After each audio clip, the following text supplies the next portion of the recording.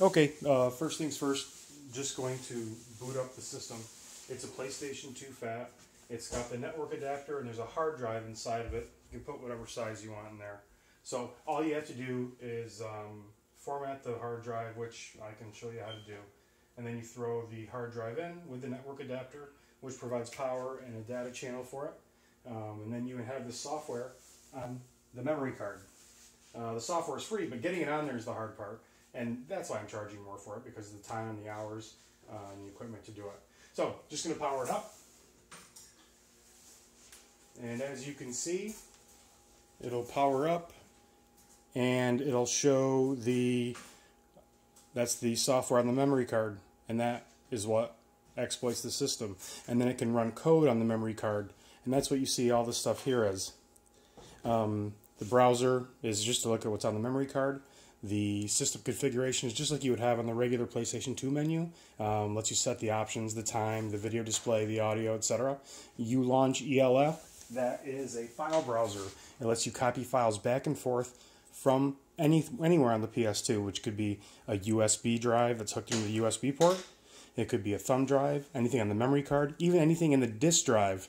You can copy files onto and off of. Handy for moving games, moving save files, moving whatever you want. The ESR GUI, that is the way to play games that are backed up onto a DVD. You have to patch the ISO, which is the image of the game. And you can get an image of a game by putting a game in your computer, ripping it, or you can download a game, and then you can go from there. But you patch the file, patch the game, and then you burn it to a DVD, and then it'll play through this option. Now, the Open PS2 loader is the biggest perk. That is the system that lets you hop in and you can look at all the different devices that are plugged into the PS2 and play games from there. Open PS2 loader is what it stands for, OPL. Side to side, it lets us go ahead and pick Ethernet. You can play games over your home network if you wanted to. USB if you have a thumb drive plugged into the front. But we're going to go with hard drive. X to start the device. Now it's scanning the hard drive. You can see in the lower right hand corner it's saying, hey, scan hard drive. So that's what it's doing, and then it's going to tell me all the games that are on this particular hard drive. So you can put whatever games you want on there. Games that you own you can dump onto there too. But as the pictures, just like I showed you before, these are the games that are on this particular hard drive. And I sent you the pictures so you know what they're like. But let's just pick one at random. Tekken 5. I hit the X button. Now it's booting the game from the hard drive in the PS2. No disk needed, no disk required. I haven't even opened the disk tray, so it is what it is. So it takes a second to boot up. It reads the disk. Well, reads the image, and then it starts. If you recall, with Tekken, this is the loading screen. You get to play, I forget the name of the game, Sylphid or something like that. I'm terrible at it because I'm used to inverted controls. But let's bypass that and get into the game. You may not hear much audio because I have it hooked into my stereo. Let's see if I...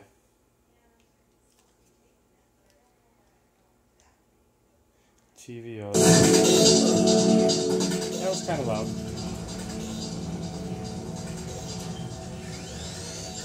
So now I have it hooked up to go through there. So it's playing the game. Let's get into the game. And then you can see how it plays. I haven't played Tekken 5 in a while. But my boy is king.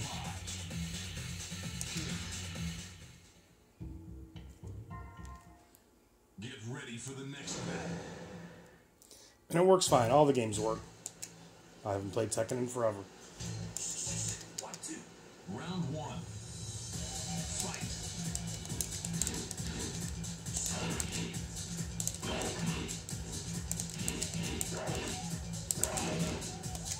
I do remember how to throw, and then I remember it's back. Tombstone time. No, that's not what I wanted. Alright, let me try to throw a tombstone pile driver on him. I think I remember how to do it. I'm really awful.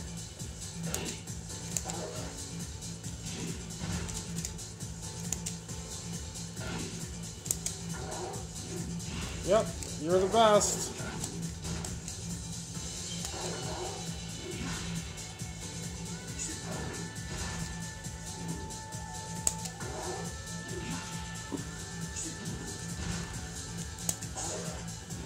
Yes! Got it! Okay, that's all I wanted to see. Now, to restart is this. It's the both triggers, and it's the start and the select button together, and it gets you back into the main screen without having to restart the system. So, the options again, we'll go over it. You've got discs you can burn games to, right? If you want to put them on a blank DVD, you can burn them onto there. You just have to patch them with this free little program that's online. It patches the disc, and then you go to the ESR in the main menu, and you can play the disc from there. You have to be selective about the blanks that you pick, because this is an older DVD drive. So you want to make sure you get a good blank, which allows this thing to read it. But the OPL, the Open PlayStation 2 Loader, that is the honeypot. That is where it is, because you can get any IDE or hard drive, and they're inexpensive these days. Format it, and there's a program called OPL Manager, which lets you manage your games and lets you put like the disc covers and the art on there. It does all that. So, and this is the browser again. I'm just going back to it. This is where all the files are that are on the memory card. These items, there's your Open PlayStation Loader, the system configuration file, apps like the ULaunch and the ESR and OPL, they're in there. This is the boot folder, it tells you what the system's going to boot to. And Free McBoot, that is the software that hacks the system, if you will. So, ton of games in there, a lot of playability. The system itself has never been opened, so it's never been tampered with on the inside. It's just a software exploit, they call it. So, and it's all in the memory card.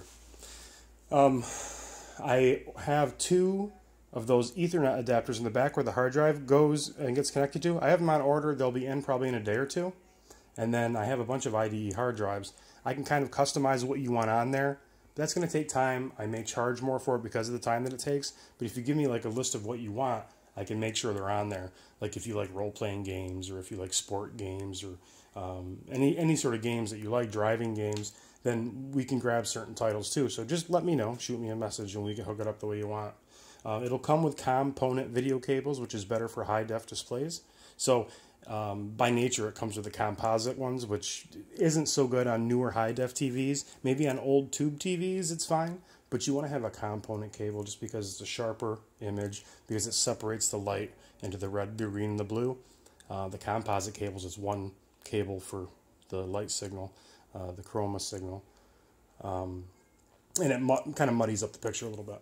But, all right, let me just shut this down. I'll upload this to YouTube, and you can take a look at it. Shoot me any messages whenever you want, okay? Thanks. See ya.